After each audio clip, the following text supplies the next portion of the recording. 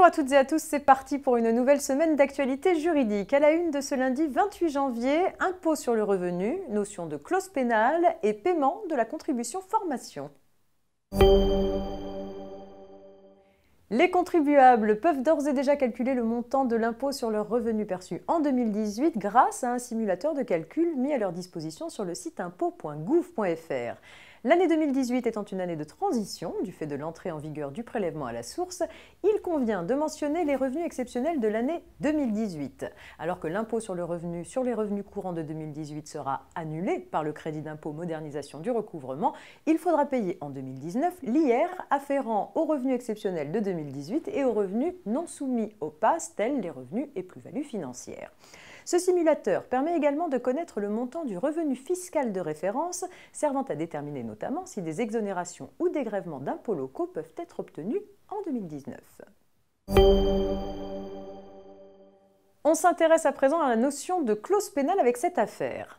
Un contrat de partenariat conclu pour 3 ans entre un équipementier et un club de rugby professionnel autorise la résiliation à l'initiative de l'équipementier si le club change de marque d'équipement sportif avant le terme prévu. Le contrat prévoit dans ce cas le droit pour l'équipementier de réclamer une pénalité d'un montant maximal de 450 000 €. Le club ayant résilié le contrat avant terme, il est condamné en justice à verser à l'équipementier non seulement la pénalité prévue par le contrat, mais également diverses sommes destinées à indemniser les dommages subis par son co-contractant. Le club conteste. Il fait valoir que la clause prévoyant une pénalité en cas de résiliation anticipée du contrat est une clause de dédit qui l'autorise à dénoncer le contrat moyennant un certain prix exclusif de toute autre indemnité. À tort, la somme prévue par la clause en question est suffisamment élevée pour avoir un effet dissuasif à l'égard du club tenté de changer d'équipementier avant le terme du contrat. De plus, le contrat la qualifie expressément de pénalité. On en conclut qu'il s'agit bien d'une clause pénale dont l'objet est de forcer le club à exécuter le contrat jusqu'à son terme et d'évaluer à l'avance le préjudice subi en cas de rupture anticipée. Mais contrairement à la clause de dédit, cette clause pénale n'interdit pas à l'équipementier de demander des indemnités supplémentaires au titre des dommages qui ne seraient pas réparés par le versement de la somme fixée au contrat.